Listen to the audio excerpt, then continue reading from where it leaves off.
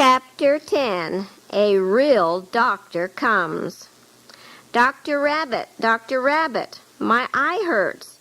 My eyelashes turn inward and scratch my eye till I can't stand it.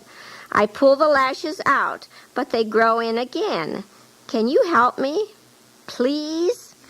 I looked at the young woman's eyes. It was swollen and sore. The lashes were indeed scratching the eyeball, but the delicate surgery that would be required to correct the condition was beyond my skill. This would not be first aid. All I could do was say, "I'll put you on my list. I'm hoping for a real doctor to come and visit and help me someday." Dr. Rabbit, I've got a lump on the outside of my stomach. Sometimes it is big, and sometimes it is small. Can you please fix it for me? I looked at the lump. It was a hernia. I made a belt to help the man for the time being and added his name to my list. Dr. Rabbit, I can't see out of one eye. I think it has the cold wind in it. Can you do something for me? I examined the eye. The poor fellow had a cataract. He said he would rather be blind than to go to the city hospital, so I added his name to my list. And day by day, month by month, the list grew, and I had to be content to help the 90% of cases that were within our ability. But I was not satisfied. Frequently, I sent reports of our work and stories of our successful experiences to our division paper, the Southern Asian Tidings. And I often concluded my stories by saying I was longing for the day when a real doctor would come and help me with the cases that were beyond my ability. This was before we had a hospital in Rangoon. It was before we even had a real doctor in all the land of Burma. Away over in our hospital in Bengal, Dr. Schilling read these stories, and his heart was moved. He said to himself, "I'd like to go over and spend 2 or 3 weeks with Dr. Rabbit." He wrote to the division medical secretary. "But we can't spare you," came back the reply. "Then will you let me spend my vacation with him?" he begged. "It's up to you," was the reply. "If you'd rather spend 2 or 3 weeks with Brother Hare in the steaming jungle than rest in the beautiful hills, we won't stand in your way." And so one happy day, Dr. Charles Frederick Schilling arrives at our mission station with a big trunk of supplies and instruments. We had the brass band out to welcome him, and our choir of 83 voices to delight his heart. But Dr. Schilling had come to work, and he reported at our dispensary early the next morning with his sleeves rolled up. I introduced him to the patients as the real doctor who had come to help us for 3 weeks. The people went home that day broadcasting the news. The real doctor has come to help Dr. Rabbit. The next day, those who were on my waiting list began to come, and you should have seen how that devoted man spent his vacation. He worked day and night, tirelessly serving the multitude that came. I saw him give a local anesthetic and skillfully correct the young mother's itchy eye. He made an incision on the eyelid below the line of the eyelashes. Then he cut out a section of skin in the upper lid and sewed it up so that it turned the eyelashes out and away from the eye. The young mother wept with joy, and the waiting multitude oohed and awed with amazement. I saw him correct the hernia, and again the people oohed and awed. I saw him operate on the cataract and amputate fingers and mend broken bones. The people oohed and awed, and still they came. I saw him examine a poor fellow who had run a splinter of bamboo into his eyeball. The eye was terribly infected, and the proud flesh growing out of the wound looked horrible. Dr. Schilling shook his head and said, "The eyeball will have to come out. There is no possible hope that there is any more sight in it now." I saw him remove that awful-looking eyeball so carefully and so tenderly, and the people oohed and awed. Day after day for 2 weeks he worked. Day and night he worked. The people everywhere talked about it, and the doctor's fame spread wider and wider. Then one day there came a middle-aged man and an older man with very anxious expressions on their faces. The old man said, "Back at home is a woman. It's my daughter, and it's this man's wife. Her arms and legs are as thin as bamboos, but her stomach is as big as a buffalo." I translated the description to Dr. Schilling. He was immediately interested. He asked some very careful, pointed questions, and then he said to me, "Dr. Rabbit, this is evidently one of those rather rare watery cyst cases. If it were cancer, she wouldn't have lived 7 years with it. These people live only 12 miles away. I have the necessary instruments, and these cases are not usually complicated. It would be a very spectacular operation and would prove a great blessing to God's work. Tell them to come today. I will operate for them." I translated the doctor's decision, but the men's faces clouded over. "Today?" they gasped. "Yes, today," said the doctor. "You see, I have only 5 more days here." "But not today. We would have to arrange for carriers, and we would have to make sacrifices to the spirits." "Well, tomorrow then," said the doctor. "Bring her tomorrow for sure." The men turned and ran towards their canoes at the river's edge. "We'll do our best," they called back. But they didn't come tomorrow, nor the next day. "Dr. Schilling," I said, "they will come about a week after you have gone away. Then what should I do?" The doctor was only too well acquainted with the jungle ways of keeping promises. He looked at me a long minute. Then he added, "I'll tell you how to drain off some of the fluid. Then you do your best to get her to the surgeon in the Moline Hospital. I think he would be glad for one of these cases." Finally, the day of the doctor's departure came. The brass band played, and the school choir sang. "Come again next year, doctor," I said, and my voice was choked. "I wish I could," he replied. The motor launch took him off to the river steamer 20 miles away. 5 days after he left, the father and his son-in-law arrived and breathlessly announced, "We've got her! We've got her! She's in the house just 2.5 miles away down the river on the other side." "But the doctor has gone away," I said. "You have come 5 days too late." "5 days too late!" cried the 2 men together. "We came as quickly as we could. But the spirits, it took so long. But now we have their good will. Tell your doctor to come back."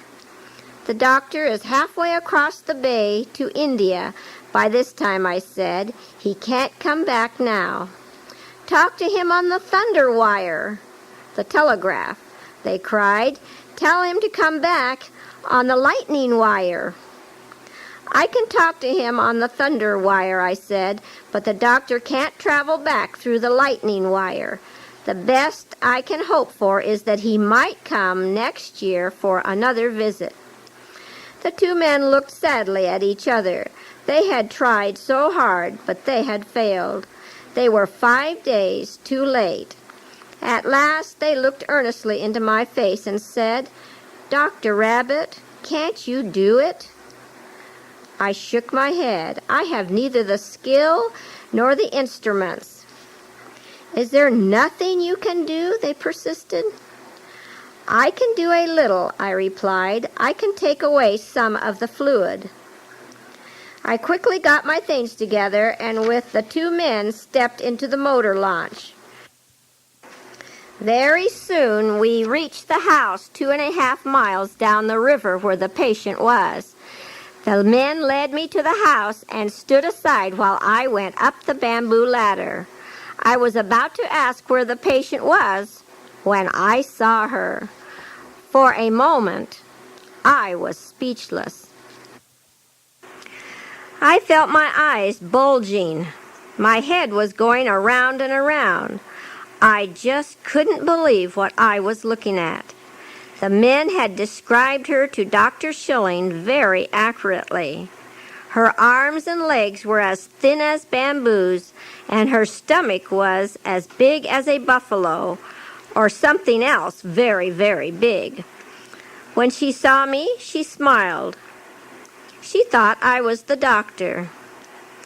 At the moment, I didn't have the heart to tell her that I wasn't the doctor. I knelt beside her and went quickly to work, and in about an hour I had drained off 5 gallons and 3 quarts of fluid. Her face was smiling with happiness. Then I went downstairs to the father and said, "Now, you go and tell your daughter that I am not the doctor. Tell her you came 5 days too late. Tell her I have drained off some of the fluid and given her temporary relief. In time, all that fluid will come back." "No, no," said the father. "I couldn't tell her. It would break her heart." "Then you go and tell her," I said to the husband. "No, no, I couldn't tell her either," he cried. "Dr. Rabbit, you go and tell her." So I had to go back upstairs and tell her. She was still smiling as I sat down beside her. The words came hard, but at last I managed to tell her that I was not the doctor. They had come 5 days too late. I had only been able to give temporary relief. In time, the fluid would all come back. I'm glad you were not there that day. I hope you will never see what I saw that morning.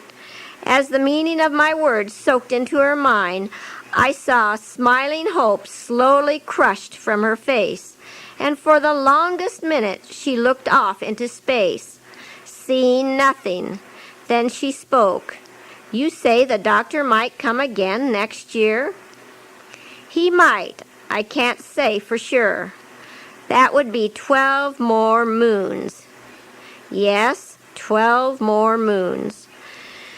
She looked full into my face and said, "All right then, all right. You write and tell your doctor. Tell him I'll be lying here on my back counting the moons away until he comes again. I've been laying on my back for 7 years. One more won't be so long." I went back to my house and sat down and wrote Dr. Schilling a letter. I told him about the poor woman who would be counting the moons until he came back again. But that night, I could not sleep. The memory of that smiling hope being slowly crushed from that happy face and the words counting the moons away until he comes again haunted me. In the morning I said to my good wife, "You take charge of the mission for a day or two, my dear.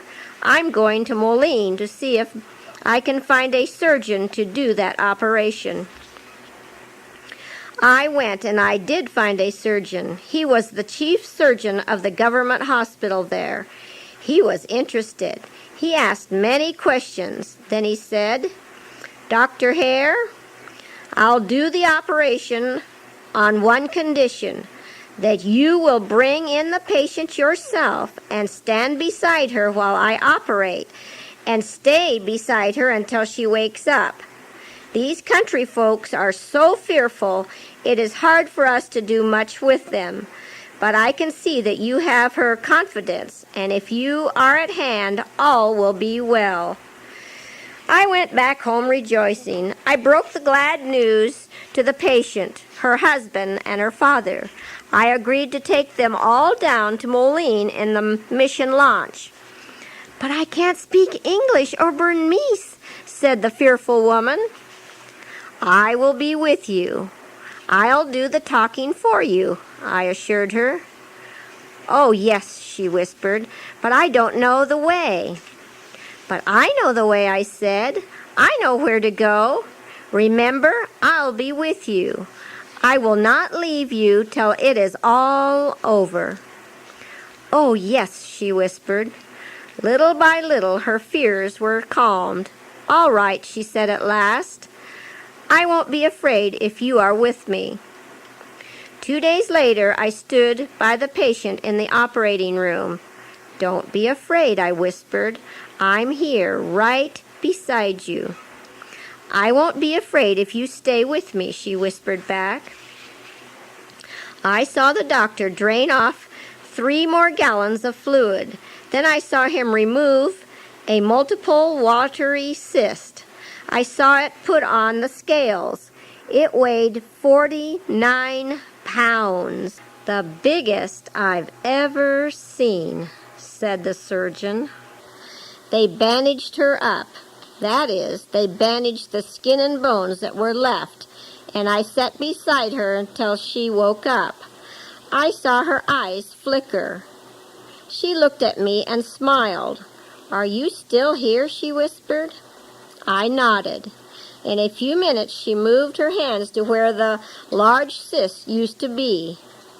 A startled look came into her face. "It is gone," she gasped. "Yes, all gone," I replied, "and it won't come back." "It won't come back?" Then I saw something and heard something that I will remember as long as I live. I saw tears of joy, real tears, real joy, and I heard her say, "Thank you, thank you, thank you." Her earnestness brought tears to my eyes. I stepped into the surgeon's office and described the poor woman's thankfulness to him. Tears came to his eyes, too. Tears of joy. In a month or 2, she was able to walk around in her village again, and all the people oohed and awed and cried with joy. I wrote and told Dr. Schilling the good news, and I am sure a lump came up in his throat and tears of joy came into his eyes as he read of the poor woman's happiness and recalled the strenuous 3 weeks he had spent with us in our jungle dispensary. I said to my dear wife, "Mama Rabbit, this is the life for me. I'd love to stay right here. Why, when we came, none of these jungle people believed in God, and now there are 300 church members. When we came, there was only 1 dispensary. Now we have 6 outstations as well. For a while we worked alone. Now we have 22 Karens working with us. Oh, I'd love to stay with all these dear jungle Karens until Jesus comes." She said, "I would too." I said, "We have surely found our own special place. We have surely found real, true happiness here, haven't we?" And she said, "We surely have."